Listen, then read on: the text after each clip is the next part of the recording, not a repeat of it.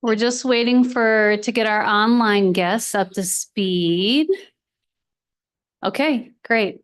Hi, everyone. Thanks again for being here. My name is Megan Radecki. It's my pleasure to serve as your director at the Hauenstein Center for Presidential Studies.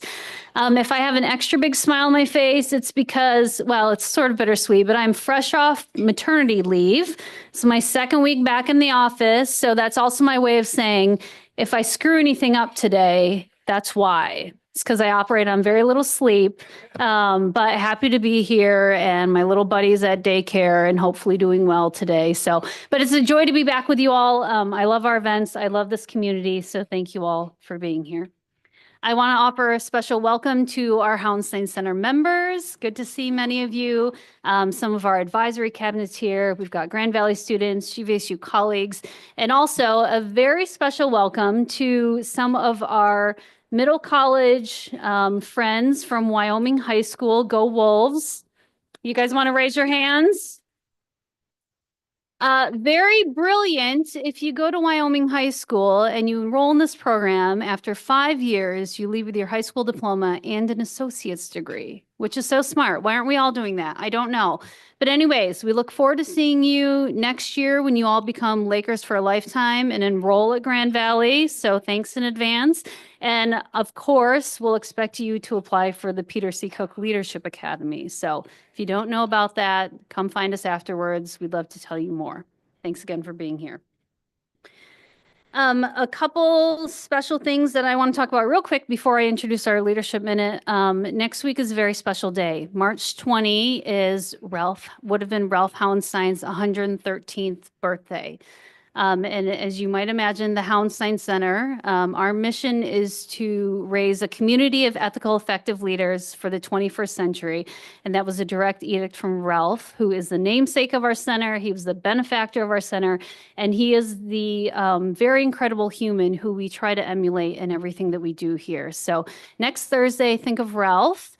And shameless plug, it also happens to be Grand Valley's Day of Giving. So it's a special day where we encourage folks to think of the university, to support the work that we do, and especially the Hauenstein Center and the Peter C. Cook Leadership Academy. So if you're interested in doing that, you can, say a little silent thanks to Ralph for the good work he started, and you can help continue it as well.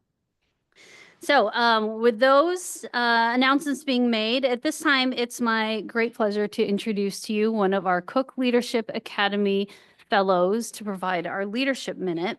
And that would be Georgia Skarzinski. Let me tell you a little bit about Georgia. Georgia is a senior at Grand Valley State University majoring in supply chain management and marketing, distribution, and logistics.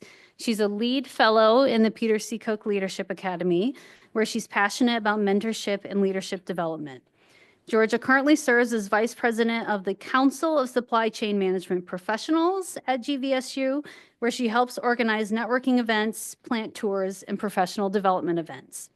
Georgia is passionate about connecting students with industry professionals and helping bridge the gap between classroom learning and real-world applications. Her leadership approach emphasizes empowering others, promoting collaboration, and encouraging open dialogue to drive meaningful growth. Please join me in welcoming Georgia.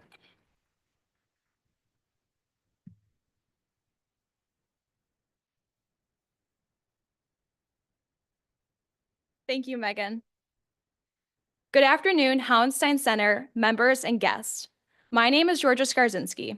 I joined the Cook Leadership Academy as a fellow candidate in my junior year and now serve as a lead fellow candidate in my senior year. However, my journey with the Hauenstein Center did not begin with the CLA. It actually began as a sophomore when I was a student assistant. When I arrived at Grand Valley, I was confident in my career path. I planned to pursue a career in podiatry as a foot and ankle doctor, actually. But despite enjoying my classes and professors, something didn't feel right. By the end of my freshman year, that feeling was undeniable. I knew I needed to explore other opportunities and majors at Grand Valley. That's when former Hauenstein Center staff member, Allie Gedicke, encouraged me to apply for a position at the Hauenstein Center. Within a few weeks, I was working as many hours as possible and quickly found a true sense of belonging in the office. It was actually an event held by the Grand Rapids Chamber that I attended with the Hauenstein Center that inspired me to change my major to supply chain management, which is all about ensuring that the right products reach the right place at the right time. Though I knew little about the field, I soon realized how much I thrived in an environment that prioritized collaboration and problem solving. I pushed myself to join the Seidman Supply Chain Management Association and actively pursued a spot in the CLA. In March of my sophomore year, I received an email from students in the Supply Chain Association looking for a fourth team member to interview and compete on a team in an out-of-state case competition, which is a competitive event where teams of students analyze and brainstorm a solution to a real-world supply chain issue within a limited time frame. At first, I imagined how incredible this opportunity would be, but just as quickly, I snapped back into reality, telling myself, you're not ready, you're not smart enough, and there's no way you can do this.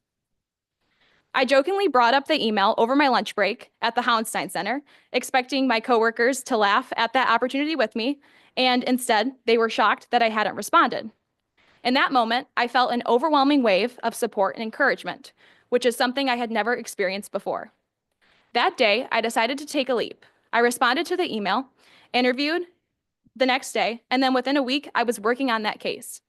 For 2 weeks, my team and I poured everything we had into that case. We were staying up late, meeting with professors, and brainstorming the best solution possible. We then flew to Colorado State University, where we presented our solution in front of a panel of top supply chain professionals. That was in March of 2023. Today, I stand before you, having competed in 3 case competitions, 2 out of state at Colorado State University, and 1 at General Motors headquarters. I now serve as the Vice President of the Council of Supply Chain Management Professionals, and last year I was fortunate enough to serve as the Vice President of the Association of Supply Chain Professionals. I was sent by Grand Valley's management department to attend one of the largest supply chain case conferences in the world as a brand student ambassador. I represented not just Grand Valley, but the entire CSCMP Great Lakes Roundtable in the Midwest. The moral of my story is this. I once believed that leadership was about confidence and power. Now I know that leadership looks like adaptability, resilience, and the willingness to take risks. It's about showing up with integrity, taking ownership of challenges, and continuously learning, especially when you're faced with uncertainty. But more than anything, I've learned that leadership isn't about the power you hold within yourself. It's about the power you see in others. The Hauenstein Center staff set an incredible example of this when they encouraged me to take on that opportunity that I did not believe I was ready for. Great leaders don't become great through their own confidence and power. They become great through empowering others. And that's why I now sit closest to these very doors at every single Supply Chain Association event, hoping to catch that next student who shows up feeling like they aren't enough, so I can instill in them the same confidence that the Hauenstein Center staff has instilled in me. My name is Georgia Skarzinski, and I am a leader.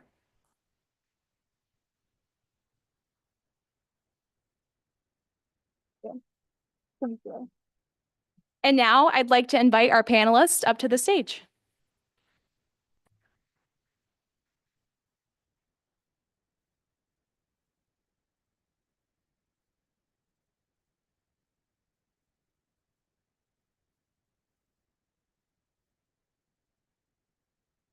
I'm on the end. You're on the end. Yes. Thank you. Okay. Thanks again, everyone, for being here. We are really excited about this conversation. We have 3 remarkable political scientists who are joining us today. They are Kevin Porteous from Hillsdale College, Christina Wolbrecht from the University of Notre Dame, and our very own Donald Zinman from here at GVSU. So as we get started, you all know this is a Common Ground event, and I just want to remind us as we talk about political parties today, the point of our conversation is not to talk about who's right and who's wrong or who's better or who's worse, but today is really about sharing ideas, sharing information, sharing observations from our panel of experts so that we can better make meaning of what's going on in the world today, and our favorite part, know how we can show up as ethical and effective leaders in our own communities and figure out what to do with that. So,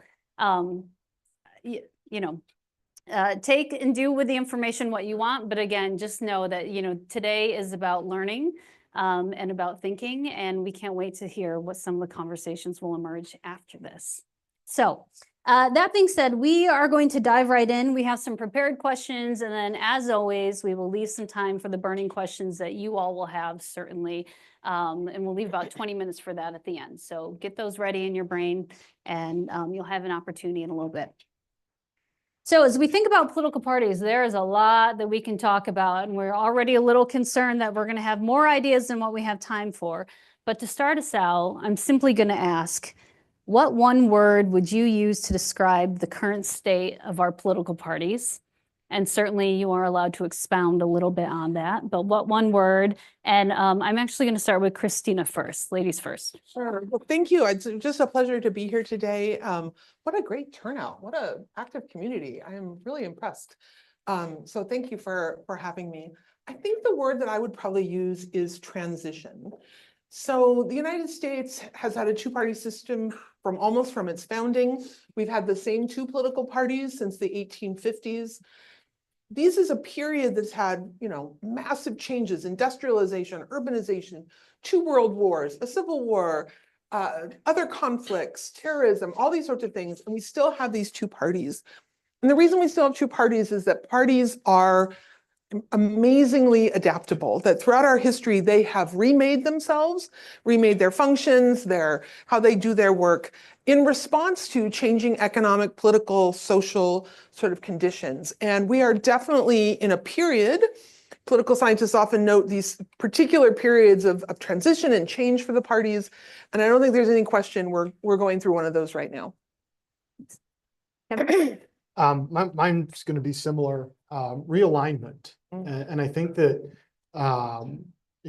we haven't a realignment of the kind that I don't think we've really seen since the 1930s, and a really kind of not just one party or another coming to power, but a fundamental scrambling of the coalitions, which is to say that groups are moving between parties in a way that they really haven't in decades, certainly not within my lifetime. In other words, you're seeing groups of people lifted out of the Republican Party, dropped into the Democratic Party. On the other hand, think about how many of the key players in the Trump administration are former Democrats, right? People like Tulsi Gabbard, people like RFK Jr., who are moving from one party to the other as the issues and the dynamics change.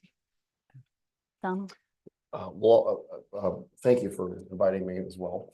Pleased to be here. The word I would use is polarization. I think our party divisions, and this doesn't contradict anything my fellow panelists have said, because I think they're both right on target, but polarization, political parties reflect and magnify existing cultural divisions within this country between different demographic groups and between Americans with different cultural values. And the political parties very much reflect and magnify, or perhaps even worsen, those divisions. Well, let's stay with that for a little bit and just talk about, what did we learn for the 2024 election about the makeup of each party? What has changed? What remains the same? And Donald, I'll have you continue with that. If you're talking about what did the 2024 election reveal concerning the parties themselves, as institutions, and their voter base, it's that party loyalty is still very real in this country. That and maybe Republicans at the moment understand that a little bit better than the Democrats do. Trying to get moderate Republicans to vote for a Democrat is a very, very, very, very, very hard thing to do. That I think it's to the point that I think it's fool's gold. And I think the Republicans are a little bit better at understanding that mobilizing and energizing your base of voters is the better ticket to winning, versus trying to win over moderate Democrats, who in the end are going to vote with their party when all is said and done. So I think for everything that we've already said here, I think the party loyalty from voters is still very, very strong in the United States, and that you can still have that even as the parties are very much in a moment of transition, as we both talked about. Other thoughts about 24? Sure. I think a couple of things. I absolutely agree with everything that's been said so far. And I would just emphasize two things. In thinking about the changing coalitions, what we're seeing, again, none of this happens overnight. It's just like one election, everyone sort of switches, right? This is a process over multiple elections. And one of the biggest changes that we're only now starting to really recognize and see is the shift in the relationship between education and affiliation with the Democratic and Republican parties. And so when I was in graduate school 30 years ago, one of the great, rules, the consistence was the more education you had, the more likely you were to vote Republican. And Democrats were much more working class, people who didn't go to college, et cetera, et cetera. And we have really seen that change in the last 20 to 30 years. So that today, it's more or less the opposite. The more highly educated you are, the more likely you are to vote Democratic. The less well-educated you are, the more likely you are to vote Republican. Now, when I say that, that doesn't mean every person with a college degree votes one way or the other. I want to always remind you that we're talking about trends, et cetera. And it certainly doesn't mean that every person without a college degree votes Republican. But that's a massive reversal in our society that's really unprecedented, and we could talk about that for days and days. I think the other thing I want to point out that's important about the parties' coalitions that we really saw in 24 is how very competitive they are and how closely divided they are. And so we have elections that in some ways start to feel like coin flips, right? It just comes down to this many voters. When Trump won in 2016, it was from about 120,000 people across Michigan, Wisconsin, and Pennsylvania, right? All you need to do, you don't even have to convince them to vote for either party. You just had to have those people stay home and things would have looked very different, right? And so to what I would call like statistical, barely an error is enough to change the outcome of an election. It could have rained somewhere and a few people would have decided they didn't want to fight that to go vote. These things are going to have a really big impact. And I think Donald's exactly right to emphasize turnout then, because you're right. No matter what they think about their party's nominee, more than 90% of Democrats are going to vote for their nominee and more than 90% of Republicans will vote for their nominee. And so who gets more voters out, I think, is really something key, and that we really saw, I think, in 2024. I'll say one last thing. You're absolutely right? The Democrats tried so hard to get moderate Republicans in 2024. Mary Cheney going all over the place, right? Reaching out to all these disaffected Republicans. And I don't think there's much evidence that that was successful at all.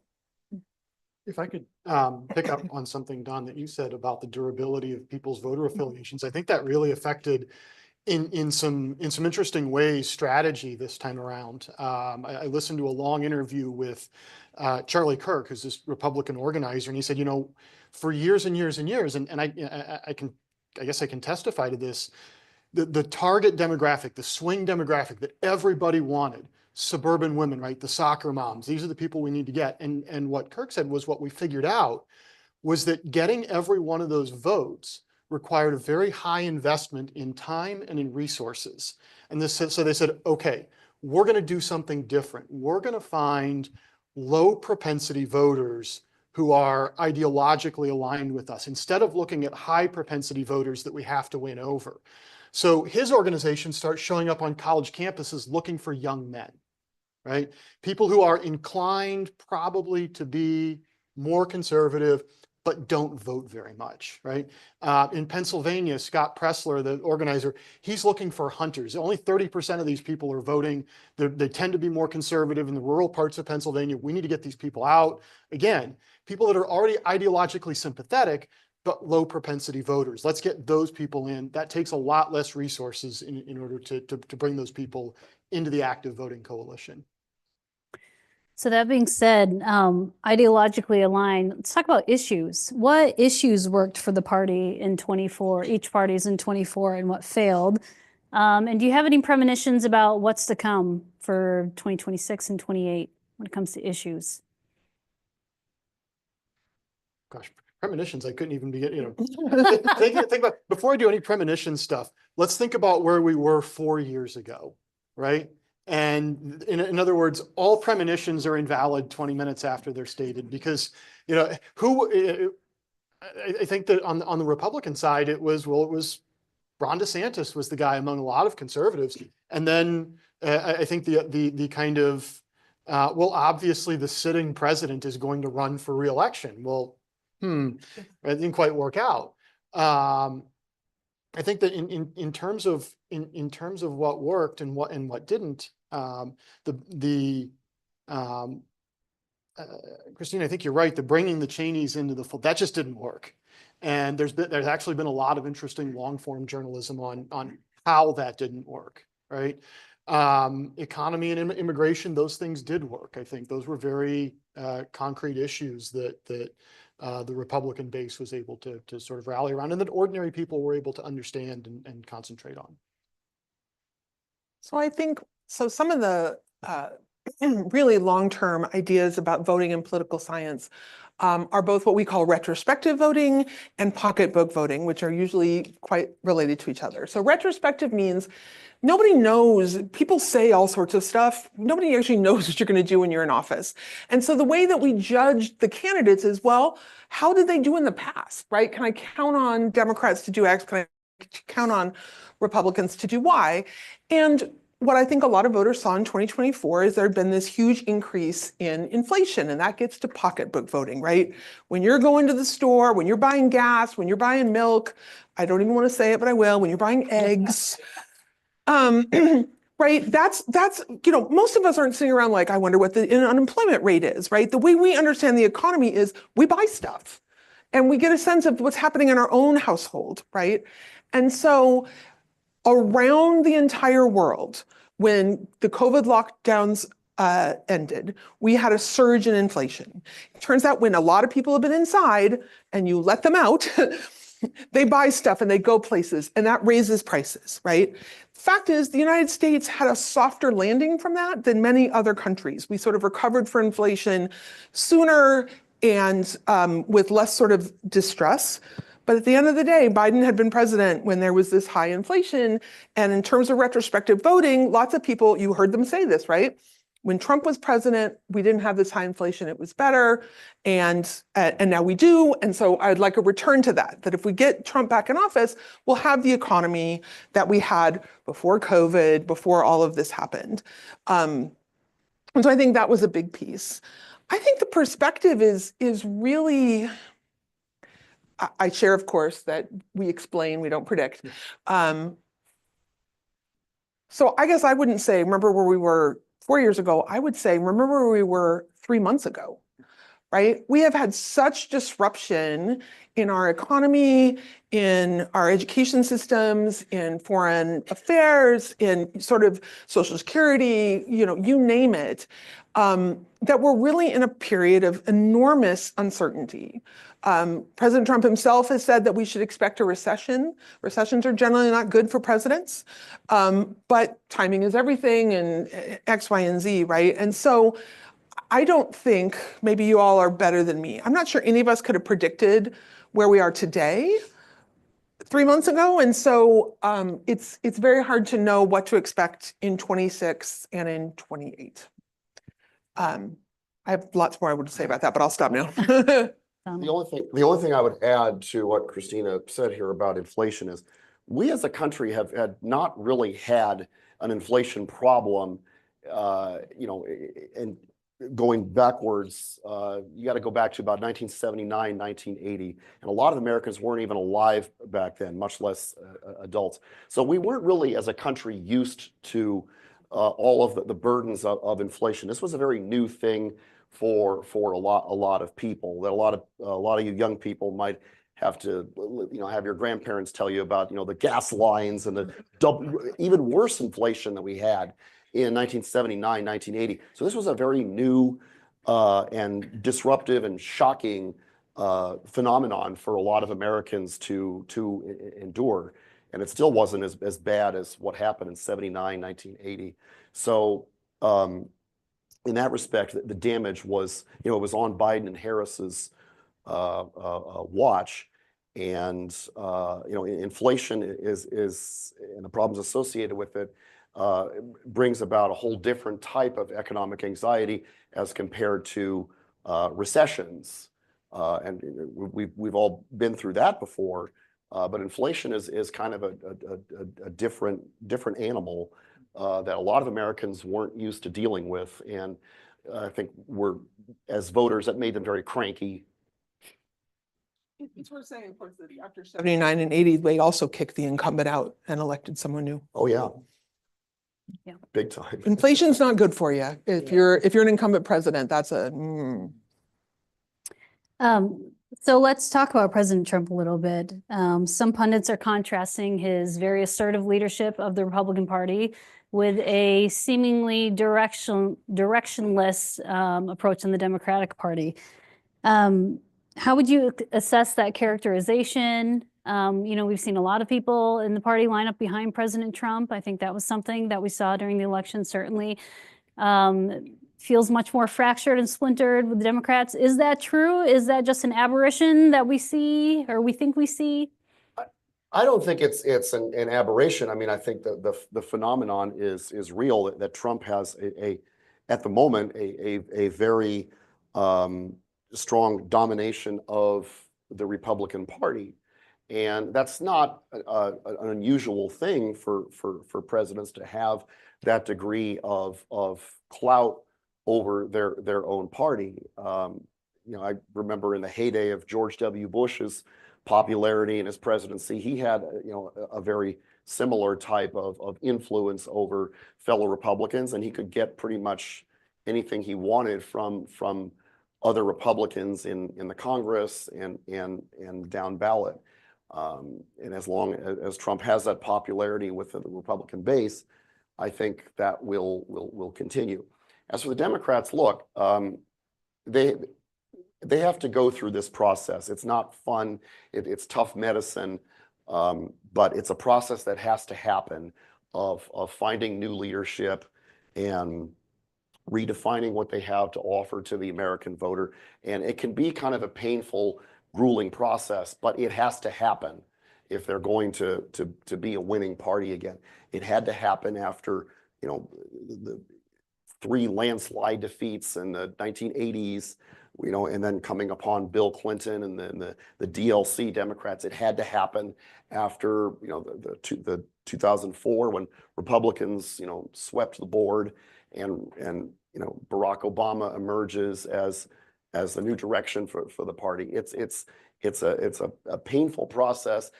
The media can be very impatient about, and the media loves to say that Democrats are in disarray. They love to do that. But it's a process that it has to happen, and it's a process that's very normal for a party that has lost an election across the board, is going through these growing pains. And in order to find the pot of gold at the end of the rainbow, you have to, stumble in the fields a little bit. I just made up that expression. here.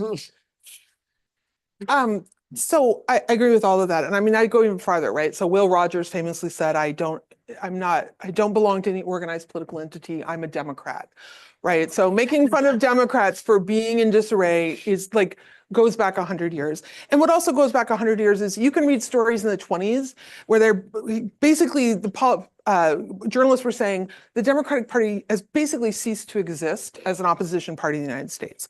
But of course, Franklin Roosevelt gets elected in 1932, and we have Democratic dominance of national politics in the United States for the next 50 years, right? And so this is what I mean when I say parties are adaptable. There's nothing that gets parties to adapt more than losing, right? And that's the sort of thing that gets you up in the morning and what voters and what sort of leaders, et cetera, et cetera. I think the two parties have very different challenges right now. So it's absolutely true that there's a lot of unification under President Trump. And absolutely, I used to show my students in the 2002 elections, I have all these screenshots. Every single Republican candidate for the House got a picture of themselves with George Bush, right? He was so popular after 9/11, and that was really effective. Then they all ran away from him in 6, right? So this is how these things change. I'll start my step into a little controversy. I think this is different somewhat of a nature. One is there's no question that you hear from, including Republicans on the Hill, that they are scared, that they get death threats, that it's not just it's great to be seen with him because he's really popular. It's the fear of being primaried, but also other kinds of fear that we're really moving into a different kind of politics in that way. And so I think for the Republicans, it's who aren't Donald Trump, how to sort of assert Congress's place and how to sort of serve their own constituents and all those sorts of things within a completely remade Republican Party that is definitely Trump's party. Eventually, he will be gone from politics if it's 4 years or 20, and the Republican Party will kind of have to figure all of that out. But you can't really blame them for riding the wave while they can. I think Democrats' problem is different.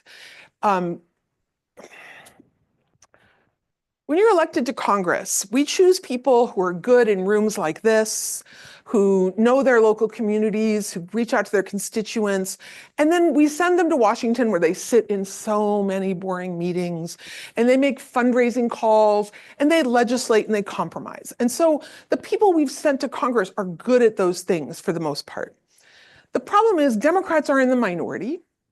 And Trump is acting outside of Congress entirely, right? So all these court cases about whether or not a president can just eliminate programs that Congress has created or change the board when change budgets when the Constitution says that Congress has the power of the purse, right? All those sorts of problems.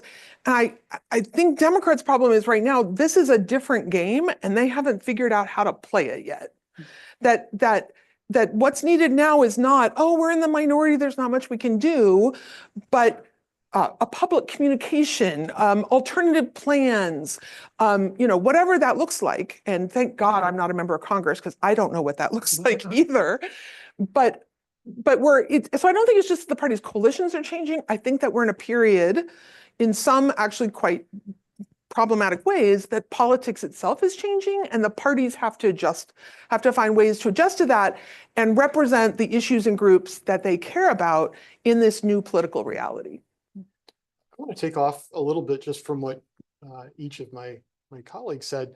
As far as Trump being a unifying force, I'd say Trump being a unifying force right now, let's come back and sit down together in 6 months or 12 months and see what that looks like. In other words, he's got a sort of ferocious amount of energy that comes from the combination of his electoral victory and him and his people. This is a very interesting phenomenon, which none of us have been alive for.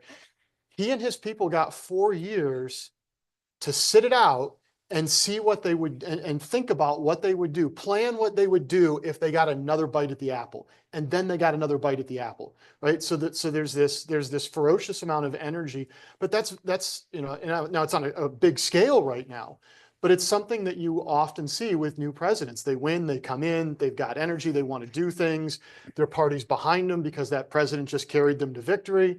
How well does that hold up over time? How well does that hold up over events, right? What if some new foreign policy crisis comes up? What about this? What about that, right? Who could predict things like COVID and so on? That said, if I can come back on the Democratic side to earlier on, I mentioned FDR in 1932. What followed 32 was a real just kind of gutting of the Republican Party at the intellectual level, right? So the intellectual historian George Nash says that in 1945, there's no such thing as a conservative intellectual movement, right? It doesn't exist. It's cranks, it's birchers, it's malcontents, right? It doesn't exist. You don't start to get that really until the early 1950s. Bill Buckley, Russell Kirk, right? It takes a long time, and it's early. But what we're seeing in the Democratic Party, it feels to me, now contrary to what my kids think, I was not alive in the 1930s, but it feels like that, right? And my kind of visualization of it is how Democrats reacted to Trump's speech, right, last week, right? That kind of performative resistance, but then what? right? And a poll I read a couple of days ago, and I think it was in the Hill, but they didn't do it. It was like Bluefield or something. 64% of the electorate polled said that they believed Democrats either had a bad plan for dealing with Trump or no plan. And that's a really hard place to be in. Now, look, I mean, who knows what the time frame might look like, but it sure looks like they're heading into a period like that. So like what Republicans experienced after the New Deal. Kevin, I like the question that you just posed, but then what? And I want to turn this a little bit. I think that's what a lot of the folks in this room are wondering about, but then what?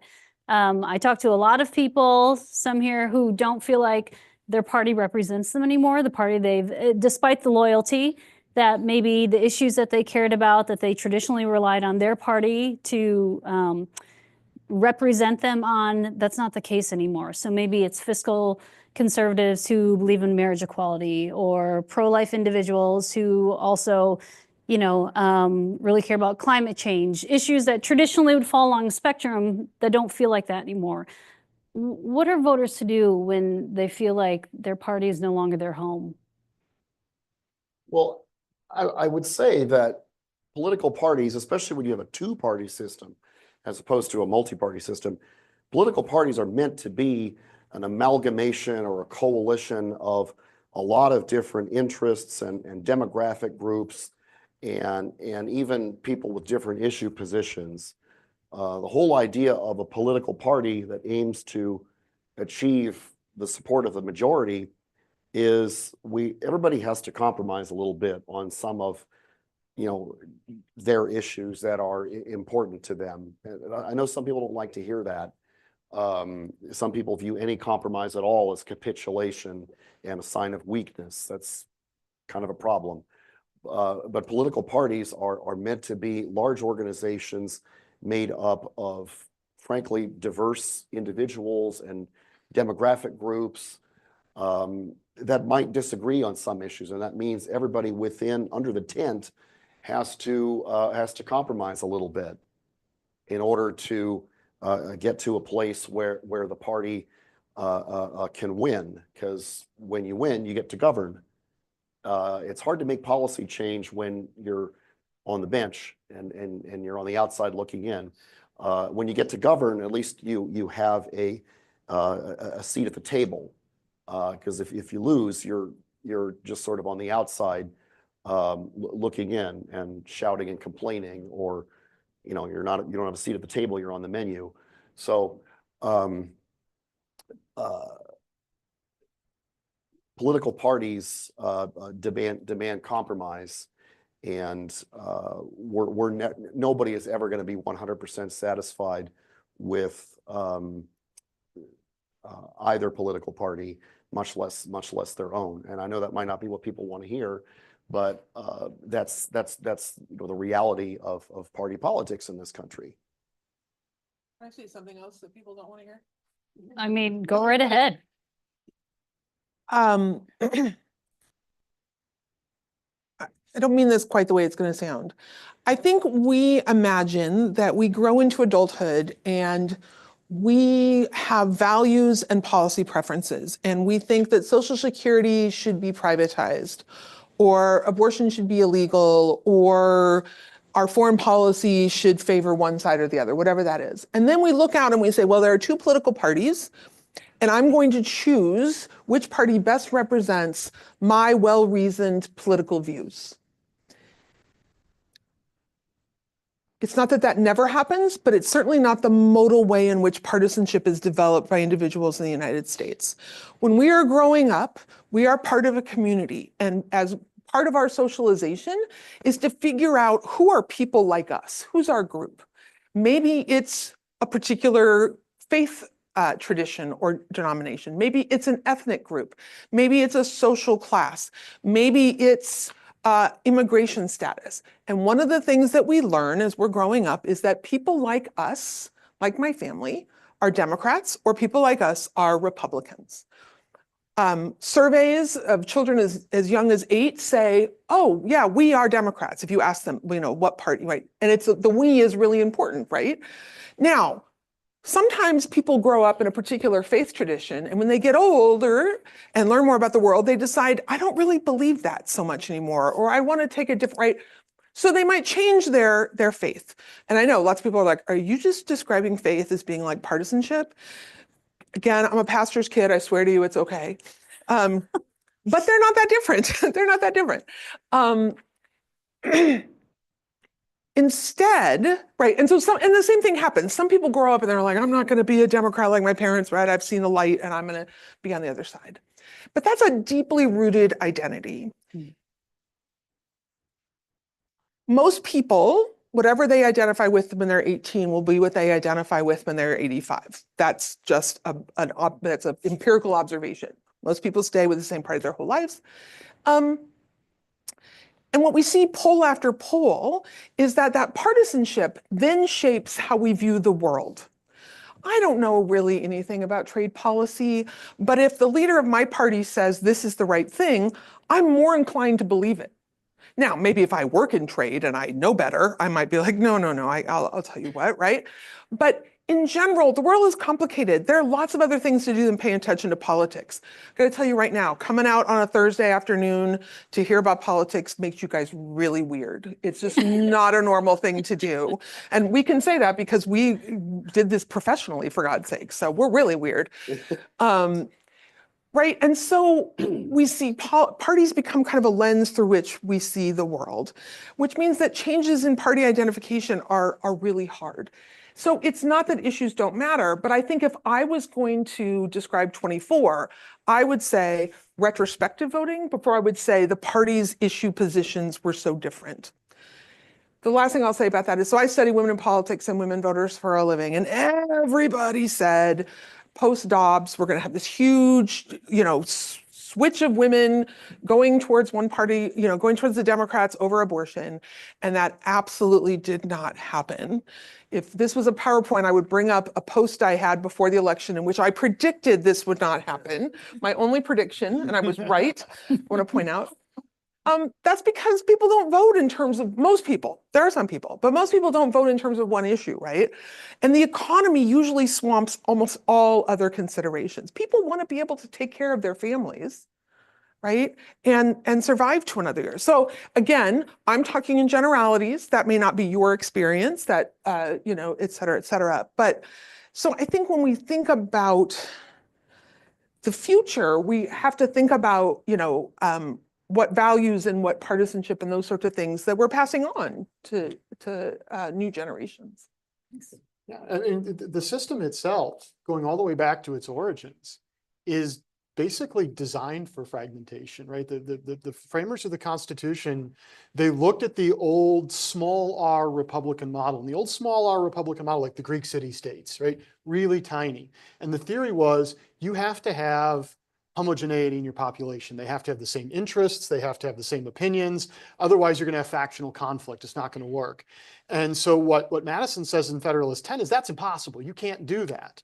So let's build the country bigger with the expectation that there's going to be fragmentation, and that what that's going to do is prevent any one group who has nefarious ideas from getting in power and keeping power long enough to act on that. And if we fast forward a couple of years, Madison then circles back around and says, oh no, this worked too well, right? And so you actually get from Madison himself the creation of the first real political party in the United States about 1791 as a coalition of people who are opposed to Alexander Hamilton's public finance and economic programs. And so, just because the system is designed that way, to get back to the original question, you're always going to have people who fall through the cracks, right? You're always going to have people whose sort of spectrum of positions doesn't necessarily line up in a two-party system. And you can say, well, we should do a multi-party system like the Europeans.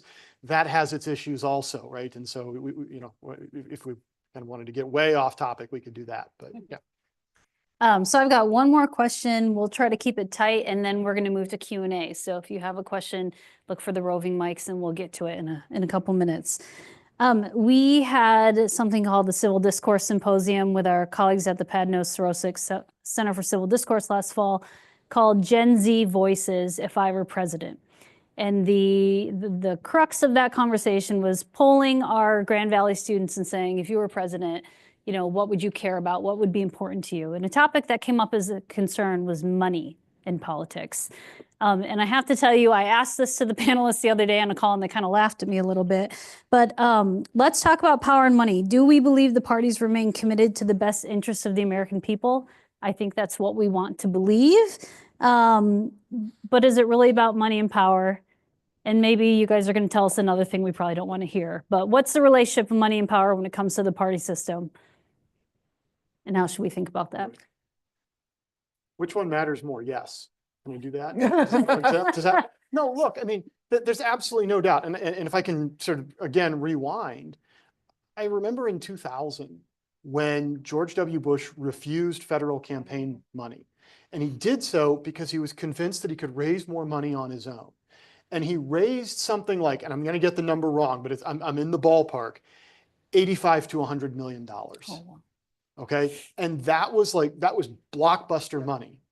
And now we're measuring national campaigns in the Bs, right? Not the Ms, the Bs, right? In billions.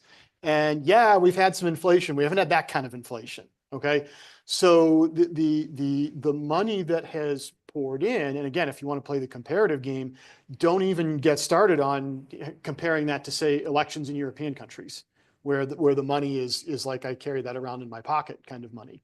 And so, yeah, the money is gigantic. I do think that, I mean, I don't think that people are so cynical that, yeah, you think about an average person, right? If I get somebody that calls me up, right? The Hauenstein Center calls me up and says, hey, we want you to come out and do this thing, we give a little money. But if the other voicemail, when I come back from lunch, is from my wife, I'm going to call her first, right? In other words, there's still, and I think that, your congressman's a human being too, right? And he's going to respond to incentives now on a grander scale. But I think there is still a sense, and I think that if you talk to them and really get into it, they are concerned about the public interest. But there's also an enormous amount of money that sort of gloms onto the different sides, and that's true on both sides.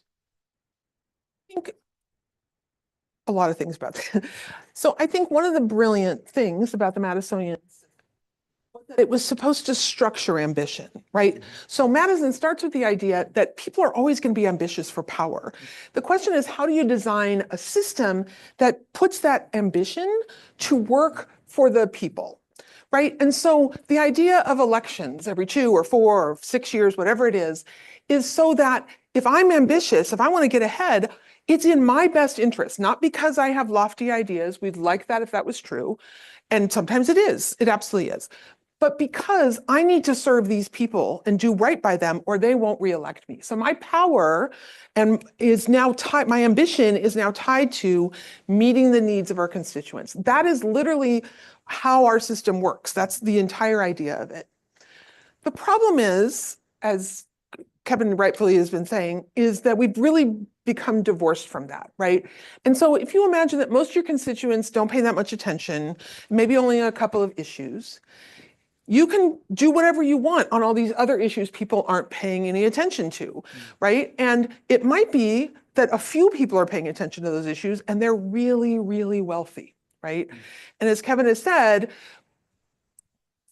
the problem of managing within a free speech system, the campaign expenditures and campaign spending has vexed 200 years of Americans. Mark Hanna, the great political organizer at the end of the 19th century, said there are 2 things that are important about politics. One is money, and I don't remember what the other one was. And he basically made the modern Republican Party by bringing it together with industry and all these sorts of things. There's always been loopholes. I've been teaching about campaign finance since before the current loopholes. Money finds a way. It's kind of like, nature. But as Kevin said, we're in a whole nother realm right now in how much money. And it's not just that how much money, it's that it used to be that rich people in general had a bigger say. But now the mega rich, Elon Musk spent how much money on this election, right? that can have all this influence and run all these, I mean, at some point when you don't pay that much attention and that's all you're seeing is the ads and the things that they created. I think it's gotten even worse. I think now there's ties between the wealthy people who own newspapers and how they're going to cover different administrations. That makes me very worried about future elections, among other things, right? And so there's never been a civilization in the history of the world where people with more resources weren't able to exact power over others. And it has always been the great challenge of democracies to find ways to manage that. Let me say that my last comment will be, it's not just you comparing to Europe.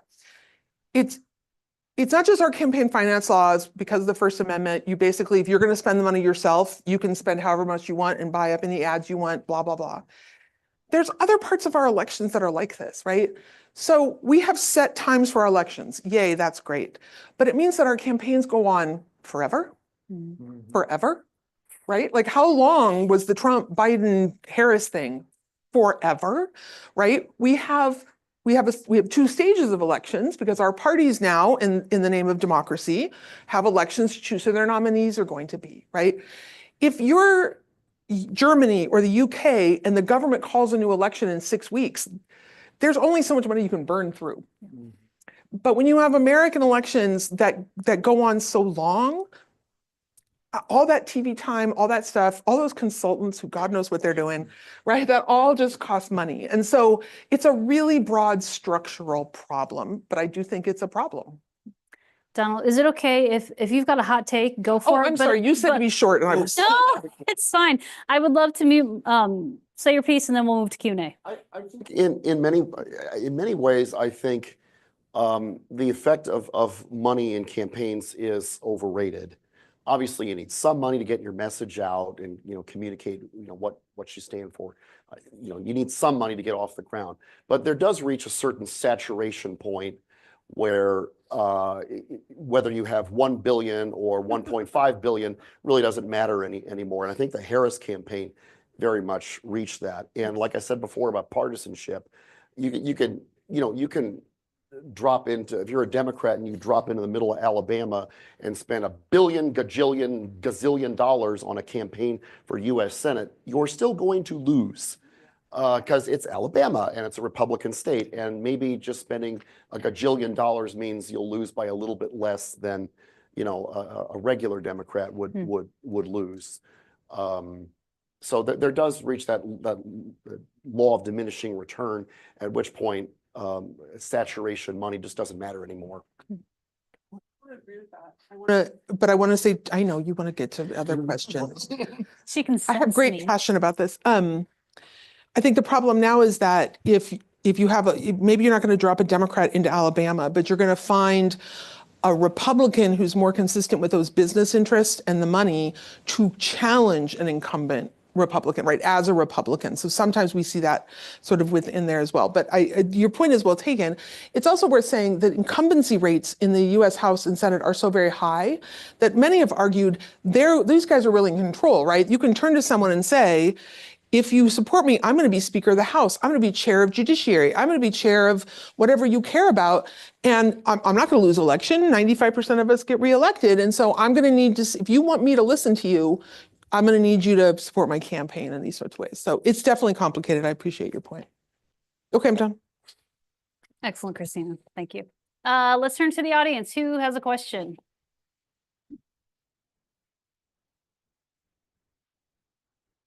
Hi.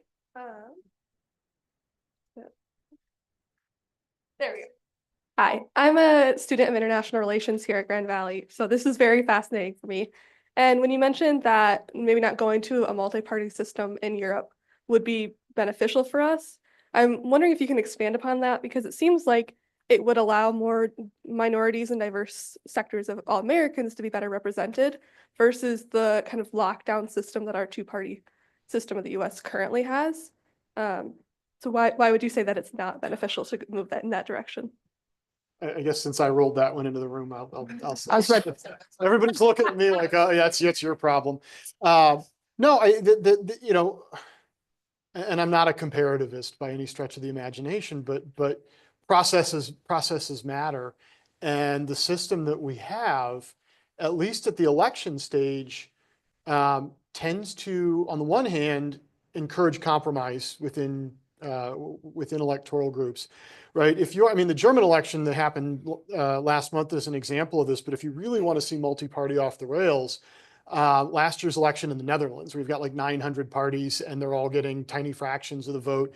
And then you end up with, what that means is that nobody has any incentive to compromise on anything, right? If I don't like what this little party that gets 5% of the vote is doing, I'm going to take my ball and go home and make my own party, right? And then I'm going to take all of my positions and my little group.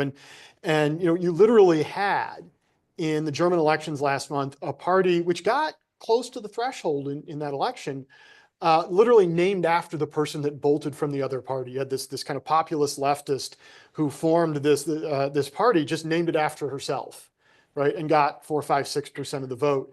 And so what you don't get is what you do get in our system, which are, for the most part, not always, but you get clear winners, clear majorities, right? And our system tends to encourage that. What you don't get here are also months-long protracted negotiations over coalition building, right? And and when you pair that with the kind of mixed party list system that a lot of these European countries have, what you get in a lot of cases is you go to the polls and there's a significant change in the electorate and nothing much really changes, right? Which I think is what you're getting in Germany, right? There's a significant change in the electorate, but the coalition that's going to rule is not really going to change anything. So I'm going to put one addendum on that, which is I would say we do have a long protracted period of coalition building, and they're called primaries. Okay. Right. And so the fight over, I mean, I'm not disagreeing, you're good. No, that's fine. I disagree. But so within the Democratic Party, labor and women and civil rights and people, I don't want to call them social liberals, but right, people who care about various sort of social issues like abortion, et cetera, have to kind of negotiate through a series of primaries, through who different funders are going to support. And again, we keep switching between Congress and the presidency, which are very different processes, but nonetheless, right? And on the Republican side, social conservatives and fiscal conservatives and deficit hawks and foreign policy hawks all have to sort of figure out through that process what their compromise candidate is going to be, right? Who's going to be their leader, et cetera. I do think the consequence is that when you vote for a candidate in a primary, you're not saying, I'm voting for this candidate because I care about organized labor and working people. You're just voting for that candidate, right? And so the vote here is much less informative in that way, whereas in multi-party systems that form their coalitions after government, you can say 30% of our coalition is green and 20% of this is X and Y. Then the last thing I'll say is I will at least give Germany credit in this way. When you have multi-parties that are more used to being in coalition with each other and switching around, you've set an example, right? So there was a very strong right-wing party in Germany, and all the other parties said, we will unite against that party. Whatever happens, we're not bringing them into, now it's a little more complicated than that, but that is basically saying, we disagree on all this other stuff, but we are not bringing the Nazis in, basically, right? And so, as we've been talking about, there have been no Republican elite wanted Donald Trump to be the nominee in 2016. The voters wanted that, right? But they had no way to there could have been Trump Republicans, there could have been, economic Republicans, social conservatives, that could have sort of worked with each other when they wanted someone different, which all the elites did in 16. I'm not saying they feel that way now. And one might even be more impressed with Trump's accomplishment by becoming elected, despite the fact that the powers that be were against him. But we just didn't have those same mechanisms. I'm sorry, can No. I jump real quick? Because this is really good. And this is something I literally just thought of. I think that when you're talking about the primary process, the election in our system is kind of the end of that process. Whereas in the multi-party system, exactly. the election is the beginning of the process. Now, the issue that you run into, and I'll go back to that Dutch election, is that for months, you have no effective government, Yeah. right? Yep. Because you're in that coalition negotiation process. You have a caretaker government, they can't do anything. Yep. And okay, right? And what's funny, by the time you get done with the negotiation, the issues in the coalitions may have changed entirely. So, sorry, Next that's all I- question. I wonder if you could address the polarization of the news media and how they cover things. They seem to be much more polarized than, say, even 20 years ago. And the other issue is the loss of influence of the newspapers and broadcast media. And now many people are getting their news from TikTok and Facebook. Donald, do you Yeah, want to start? I think what we're seeing happen with the media is that I mean, first of all, your initial point that the media is becoming more partisan and ideological, I think it's hard to refute that. There is in this country a long history of an overtly partisan news media. That in the 19th century, all the newspapers were partisan. They were openly, explicitly affiliated with political parties, even funded by political parties. And the notion of professional objective journalism didn't even exist. Because the last time we weren't anywhere close to as polarized as we are today. Exactly.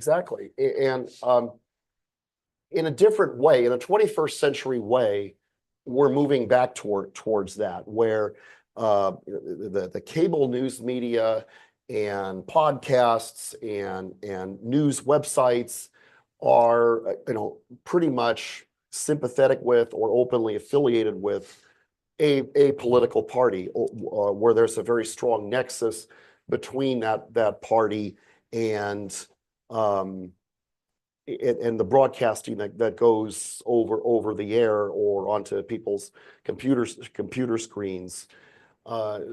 So taken in historical context, it's not all that surprising to see that happening. And the fact that especially younger people are getting most of their news through social media is only going to encourage the political parties to adapt their message for an audience that listens to podcasts or even Facebook is becoming outdated in some ways. That's almost like the social media venue for older people to get pictures of their grandkids or something, which is fine. Nothing wrong with that. But the younger generation that likes the podcasts and TikTok, the parties need to adapt their messaging in a way that's compatible for that venue. In 2024, the Republicans were a little bit ahead of the game on that. I guess one thing I would add is these are all related problems. So I think one of the biggest challenges for the media right now is the massive concentration of wealth, right? That all of our laws and things that tried to work against monopolies, against control by one, have really been weakened in the last 50 years. And what that means is that local newspapers and local news stations are dying because most of them have been bought up by major conglomerates that aren't invested in their cities. They get a lot of their material from some national place instead of local. And so your ability to even understand what your member of Congress is doing, what events he was at. I actually saw a research paper recently that someone had showed that once you get these companies owning these local news stories, the members of Congress have less incentive to come into town and open a new building, appear at a Kiwanis meeting, whatever it is, because there's nobody to cover that. There's nobody to tell your constituents, I'm here, I'm interacting with people. So there's only the national media. You know how you get national media? You say crazy stuff on the Capitol steps, right? And it's made into a TikTok or it's made, what I mean? So the incentives are really problematic. And so we talk a lot about, this, the increasing wealth of the very top and stagnation of the bottom, but this is literally having all these downstream effects on things like the news media. I think it's also there's a lament in there, but there's also a possibility, right? That is to say, in the last several months, and I think I'm too old for the target demographic, but maybe not. I've done a lot of podcast listening. And so I had a nice long drive up here this morning and I got to listen to a long interview with the Prime Minister of Qatar, right? And it's That's something you would never get to have an interviewer pick his brain for 2 hours. You simply can't do that in TV format. You can't do it and to get it unfiltered, right? So there's no editing. It's just, here it is. We turn the camera on. I'm going to talk to this guy, right? And, you know, and really get into somebody's head. And that really, I think is you get a look at somebody that you would never get otherwise. And the way this was done in the past, in the pre-technology era, were things, if just an example, the Lincoln Douglas debates, where you get somebody who speaks for 60 minutes, 90 minutes, longer than that. And to be able to talk like that, whether it's a speech or an interview, for that length of time, you really get a chance to assess a person in the way that you couldn't before. So there are possibilities there as well. In other words, for unfiltered, for getting in depth with something or with somebody. So Thank you.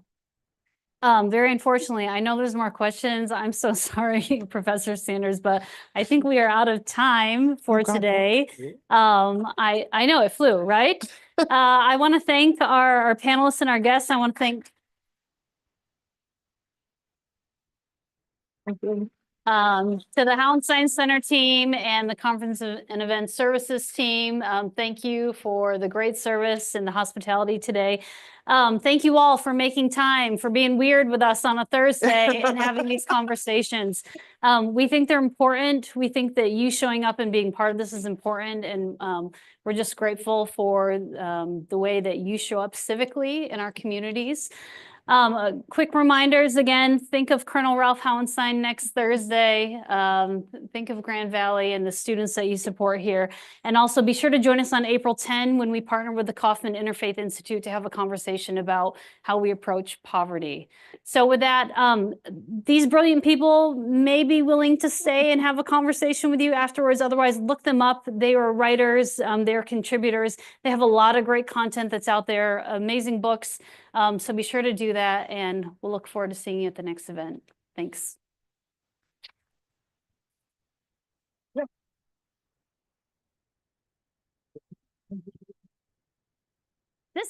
That always happens, Christina. We're always like, you can disagree up here. And